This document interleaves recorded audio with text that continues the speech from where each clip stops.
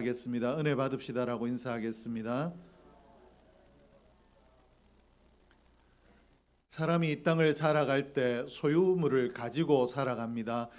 내가 뭔가 얼마나 많이 가졌느냐 아니면 적게 가졌느냐의 차이지 소유자로 살아가는 것이 틀림이 없습니다. 권세를 가진 자로 살기도 하고 또 사랑이 풍성한 자로 살기도 하고 또 물질이 넉넉한 자로 살기도 하고 그렇지 못한 자로 살기도 합니다.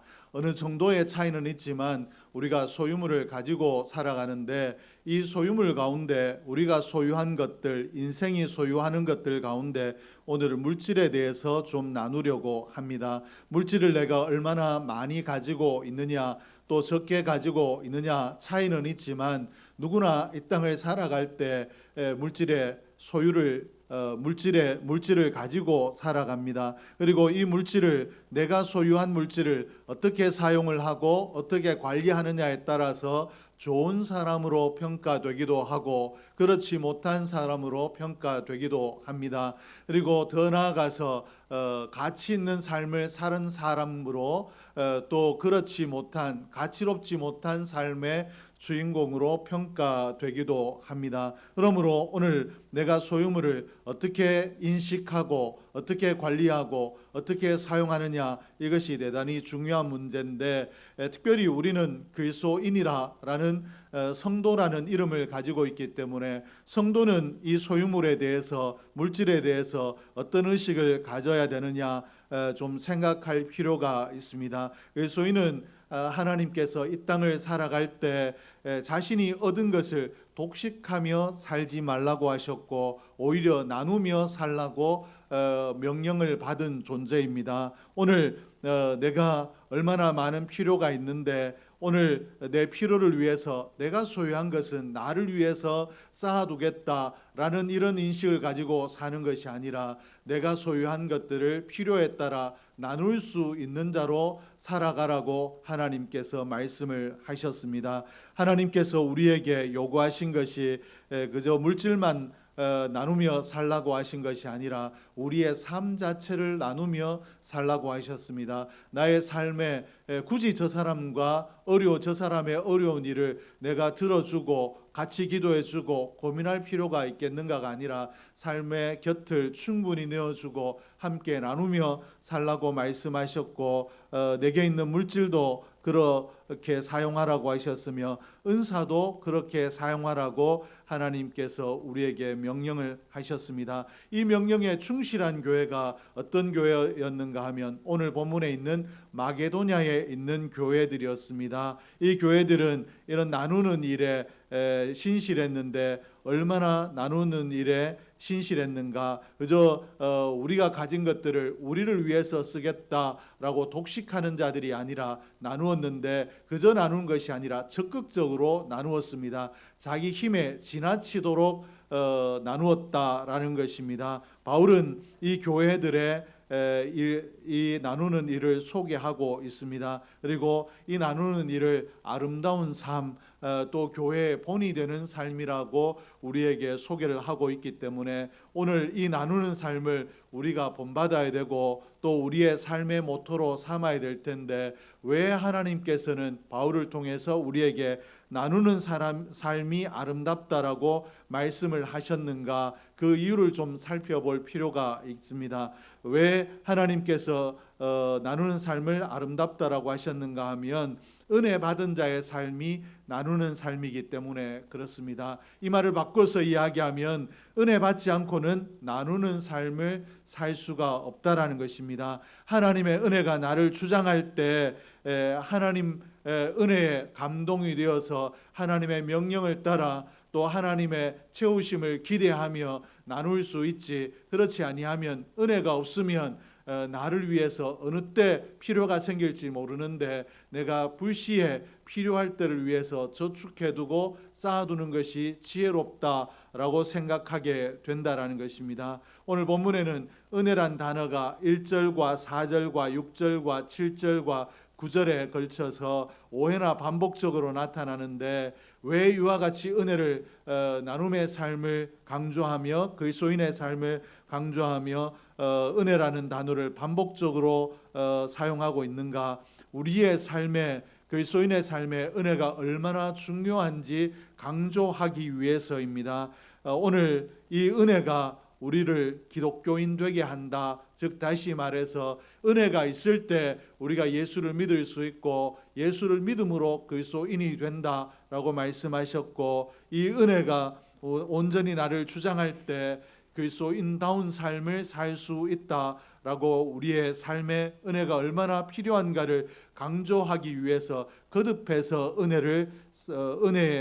은혜란 단어를 사용하고 있는 것입니다. 그렇다면 하나님께서 이와 같이 우리 그리스도인의 삶에 반드시 필요한 이 은혜, 우리를 그리스도인 되게 하는 이 은혜가 무엇인가를 살펴봐야 될 텐데, 은혜란 무엇인가 하면 받을 자격이 없는 사람에게 베풀어지는 하나님의 호의입니다. 하나님께서 전혀 자격 없는 자에게 긍휼의 은혜를 베푸시고 선한 뜻을 베푸시는 것, 하나님께서 우리를 선대하시는 것, 이것이 은혜라는 것입니다. 즉 내가 하나님의 칭찬을 받을 만해서, 하나님의 복을 받을 만해서 받는 것이 아니라, 하나님께서 그럴 자격이 없는 대로 나를 복되게 하시고 나를 가치로운 자로, 또 나를 아름다운 자로 인정해 주시는 것, 이것이 하나님의 은혜라는 것입니다.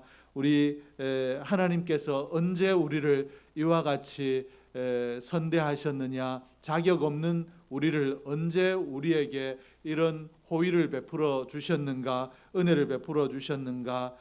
우리의 구원의 때 그렇습니다. 우리가 구원 얻었다라는 것은 내가 충분히 하나님의 기준에 맞추어 구원받을 자격이 있을 때 구원받은 것이 아니라, 하나님께서 우리가 죄인 되었을 때 은혜로 우리를 선택하시고 예수 그리스도를 믿도록 성령을 우리에게 주셔서 은혜로 우리를 구원하신 줄로 믿습니다. 그러므로 오늘 예수 안에 있는 자, 예수 그리스도가 구주로 고백되어지는 자는 내가 은혜 받았느냐라고 할 때, 내가 이 예수 그리스도를 고백하게 된 것, 믿게 된 것이 은혜로 말미암았기 때문에 나는 은혜 받지 못했다라고 은혜를 부인할 수 없고, 나는 가장 큰 은혜를 받은, 내가 평생을 다해서, 내가 온 힘을 다해서 갚아도 감당할 수 없는 은혜를 받은 자이다 라는 감격이 우리에게 있어야 되는 줄로 믿습니다. 오늘 저와 여러분은 하나님의 자녀가 되었는데,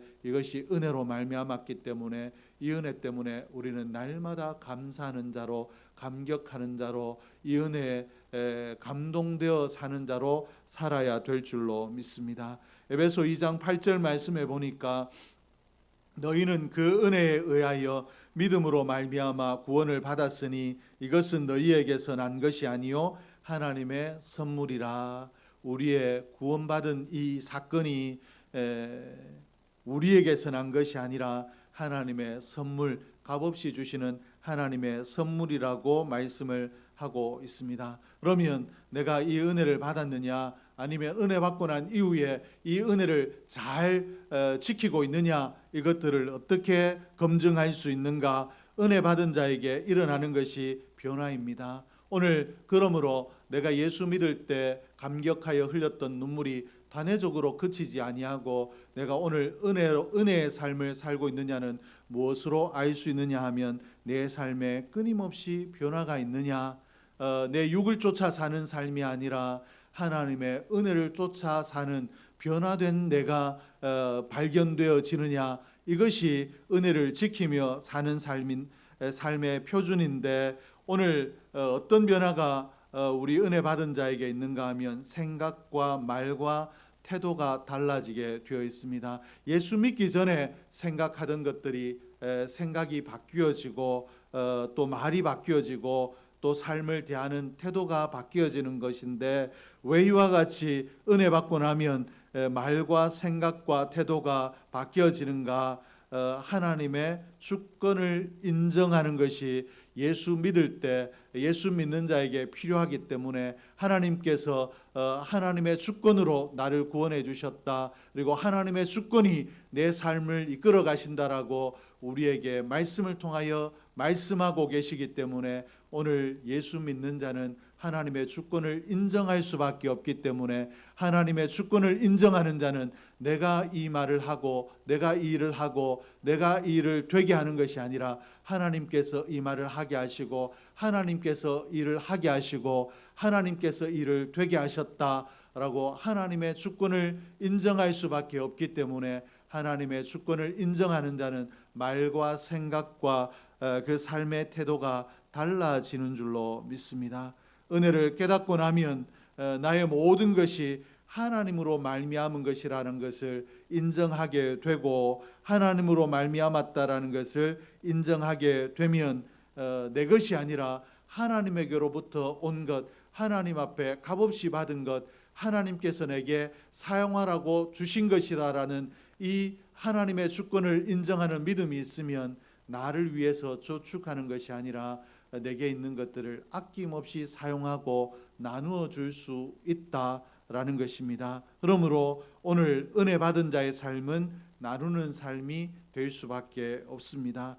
은혜가 있었기에 오늘 마게도냐에 있는 교회들도 시련과 극한 가난 가운데서도 나눌 수 있었습니다. 우리보다 더 어려운 형편에 있는 자들의 이야기를 들을 때 자신들도 어려웠지만 충분히 나눌 수 있었던 것, 이것은 내년을 위해서, 다음을 위해서, 이것을 위해서 우리가 비축해야 되는 것이 아니라 어려운 자들을 위해서 줘야 된다라고 생각했던 것이 오늘 내 손에 있는 것이 내 것이 아니라 하나님께서 주신 것이기 때문에 하나님께서 필요하면 우리에게도 어떤 방법을 통해서든지 또 주실 수 있다, 또 주신다라는 믿음이 있었기 때문에 이들이 은혜로 나눌 수 있었다라는 것입니다. 1절 말씀에 보니까 형제들아 하나님께서 마게도냐 교회들에게 주신 은혜를 우리가 너희에게 알리노니, 마게도냐 교회가 어려운 교회들 위해서 선교한 것을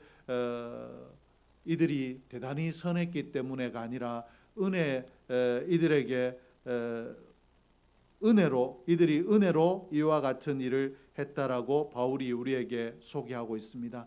은혜가 있었기 때문에 우리에게 있는 것, 이것이 하나님께서 값없이 주신 것이기 때문에 값없이 주신 것, 하나님의 영광을 위해서 언제든지 얼마든지 사용할 수 있다라는, 사용해야 된다라는 은혜가 있었기 때문에 더 어려운 자들을 위해서 궁핍함 가운데서도 손을 내밀 수 있었다라고 이렇게 말씀을 하고 있습니다. 그리고 5절 말씀에 보면 마게도냐 교회가 바울의 요청이나 지도자의 강요가 아니라 또 우리가 우리 믿음이 이 정도 된다라는 자기 과시가 아니라 하나님께서 우리에게 주신 것이 있으므로 충분히 기쁜 마음으로 하나님께서 이때를 위해서 우리에게 주셨다라는 믿음으로 드렸다라고 이렇게 성경이 소개를 하고 있습니다. 은혜는 이와 같이 우리 삶의 자세를, 또 삶을 대하는 태도를 바꾸는 줄로 믿습니다. 오늘 저와 여러분의 삶에 이 하나님의 은혜가 있으므로 세상 사람들처럼 우리가 계획하고 염려하고 또 분석하지 아니할지라도 하나님 은혜 가운데 만족하고 후히 나누어 줄 수 있는 은혜의 삶이 우리의 삶이 되기를 주의 이름으로 축복합니다. 둘째는 하나님의 뜻이기 때문에 그렇습니다. 나누는 것, 이것이 하나님의 뜻이라는 것입니다. 하나님께서는 우리에게 뭔가를 주실 때 어떤 것이든지 나누기를 원하십니다. 5절 하반절에 보니까 또 하나님의 뜻을 따라 우리에게 주었도다. 하나님께서 뭔가를 주실 때 똑같이 나누어 주신 것이 아니라, 그리고 또 필요를 충분히 주신 것이 아니라 하나님의 뜻하신 바가 있어서 어떤 사람에게는 더 주시고 어떤 사람에게는 덜 주시고 하나님의 뜻대로 주셨다라고 이렇게 기록을 하고 있습니다. 왜 하나님께서 이와 같이 우리에게 똑같이 균등하게 나누어 주지 아니하고 하나님의 뜻을 따라 주셨는가? 우리가 아이들을 키워 보면 아이들이 어렸을 때 간식을 줄 때 똑같이 나누어 주는 것, 이것도 좋은 방법이지만 좀 차등을 두고 줘볼 때도 줘보는 것도 은혜의 방편이 됩니다. 형제 우애에 도움이 됩니다. 왜 그런가 하면 동생이 오빠께 더 많다라고 이야기를 하고 더 먹고 싶다라고 했을 때 오빠가 나누어 줄 수 있는, 동생을 사랑한다는 마음을 표현할 수 있는 기회의 장이 될 수 있고, 오빠가 더 먹고 싶어 할 때 오빠는 나보다 더 크니까 더 많이 먹어야 되겠다라고 양보할 수 있는 그 넉넉한 마음이 길러질 수 있기 때문에 그렇습니다. 그러므로 공평하지 않다, 똑같지 않다, 균등하지 않다라는 것이 잘못된 것이 아니라 은혜의 방편이 될 수 있다라는 것입니다. 14절 말씀에 보니까 이제 너희의 넉넉한 것으로 그들의 부족한 것을 보충함은 후에 그들의 넉넉한 것으로 너희의 부족한 것을 보충하여 균등하게 하려 함이라. 하나님께서는 더 주고 덜 주셨는데 이유가 더 가진 자가 또 필요한 자에게 나누어 주고, 또 이 필요가 역전되었을 때 또 도움을 받았던 자가 또 돕는 자가 되고, 이렇게 하심으로 서로 은혜 가운데 균등되게 되기를 원하셨다라는 것입니다. 그저 똑같이 가짐으로 기계적으로 필요를 충분히 채우고 사는 삶이 아니라 서로가 손길을 내밀어서 은혜를 베풀고 사랑을 베풀고 선을 베풀고 함으로 서로에 대한 감사와 고마움과 필요를 가지고 균등함 가운데, 은혜 가운데 살 수 있도록 하기 위해서 우리 더 가진 자가 나누어 준 것을 통하여 균등하게 되는 세상을 원하셨기 때문에 하나님께서 이렇게 하셨다라고 말씀을 하고 있습니다.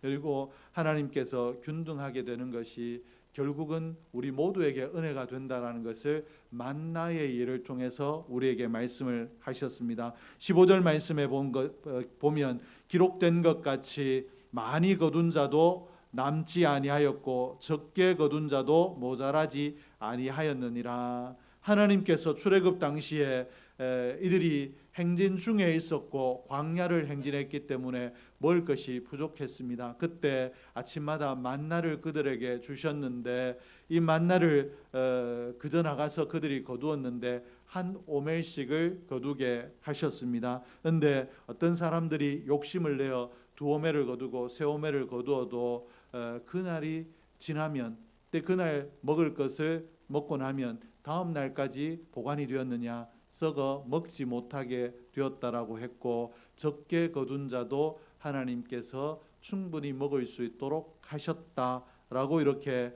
말씀을 하셨습니다. 한 오멜씩 많이 거두지 아니하고 한 오멜 하나님 명령하신 대로 거둔 자도 충분히 거두고 그 다음 날 다시 베푸시는 하나님의 은혜를 경험하게 하셨다라고 하셨는데, 이 만나의 사건을 통해서 하나님의 뜻이 무엇인가를 분명하게 우리에게 밝혀주고 계시는데, 하나님께서는 모든 자가 균형 있게 사는 삶을 원하십니다. 더 가진 자가 누리고 호령하는 삶이 아니라 나누어주고, 덜 가진 자들도 그 더 가진 자들을 통해서 균등하게 되는 것, 모두가 한 오멜씩을 가지고 자기의 필요를 채우며 사는 그 삶을 하나님께서 원하시기 때문에 하나님께서 한 오멜씩 거두게 하셨다라고 이렇게 말씀하셨는데, 오늘 우리의 물질관도 이와 같아야 될 줄로 믿습니다. 나는 더 가졌기 때문에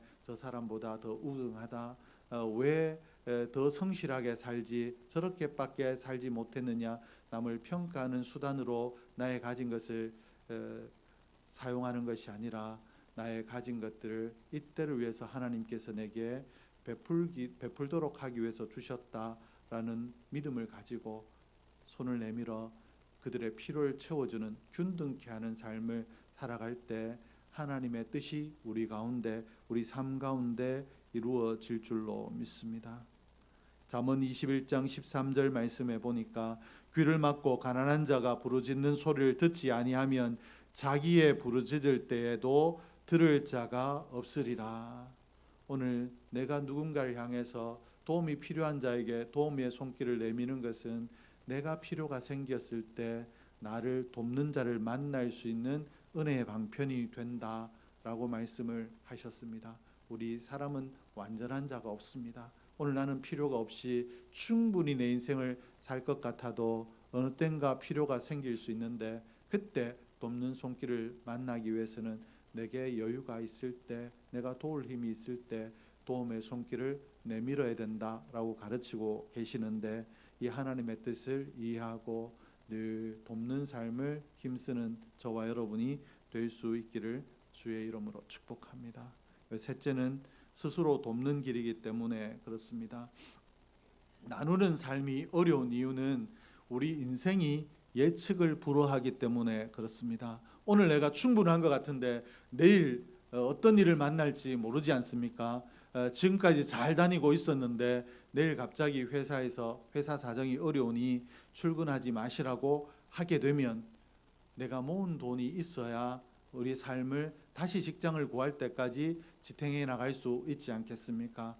이런 마음들이 있기 때문에 오늘 내게 있는 것 다 털어서 구제하고 나면 내가 필요할 때, 내가 어려움을 만났을 때, 예기치 못한 일을 만났을 때 어떻게 할까라는 염려들이 있는데, 이 염려 때문에 우리는 돕는 삶을 주저하게 된다라는 것입니다. 그러나 이 말은 바꿔서 이야기하면 내 힘으로 내 삶을 지켜야 된다는 불신앙에 근거한 생각입니다. 우리의 소유가 복이 되기 위해서는 하나님의 은혜가 필요한 줄로 믿습니다. 내가 아무리 많은 것을 소유했다 할지라도 한순간에 내 것이 아니게 되면 그것들 때문에 내가 유익을 얻지 못하는데, 하나님께서 내 만나를 주시듯이 내가 필요할 때 채워주시는 은혜가 있으면 우리의 삶이 만족 가운데 나아가게 되는 줄로 믿습니다. 고린도후서 9장 6절 말씀에 보니까 이것이 곧 적게 심는 자는 적게 거두고 많이 심는 자는 많이 거둔다 하는 말이로다. 오늘 고린도후서 9장 6절에서는 구워주는 것, 나누어 주는 것, 돕는 것을 심는다라고 말씀을 하고 계십니다. 믿음으로 하나님 앞에 심는 행위라고 말씀을 하고 계시고, 내가 여유가 있을 때, 내가 도울 힘이 있을 때 많이 돕는 자, 이것은 하나님께 많이 심는 자가 되어서 많이 거두게 된다라고 말씀을 하고 계십니다. 즉 다시 말해서 나누는 것이 손해가 아니라 나의 내일을 낭비하는 것이 아니라 오히려 나의 내일을 위하여 보험을 드는 것 같다, 나의 내일을 안정시키는 행위가 된다라고 말씀을 하고 계십니다.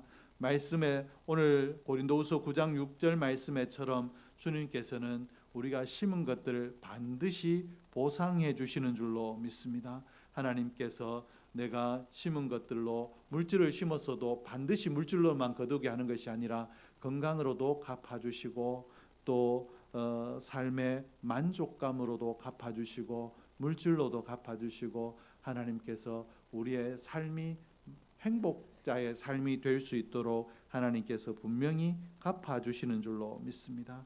잠언 19장 17절에 가난한 자를 불쌍히 여기는 것은 여호와께 구워 드리는 것이니 그의 선행을 그에게 갚아 주시리라. 하나님 앞에 구워 주는 것이다. 사람 앞에 주고 나면 내 소유가 없어지는 것이 아니라 하나님 앞에 구워 주는 것, 하나님 앞에 드렸기 때문에 내가 필요할 때 하나님 내게 이런 필요가 있습니다라고 기도하면 하나님께서, 내가 하나님 앞에 구워준 것이 있기 때문에 하나님께서 그때 내가 부르짖을 때, 내가 기도할 때 반드시 갚아주신다라는 것입니다. 그러므로 나눔은 희생처럼 생각이 되고 또 내가 손해보는 것 같지만 하나님의 것으로 풍성하게 채워주는 복이 되는 줄로 믿습니다.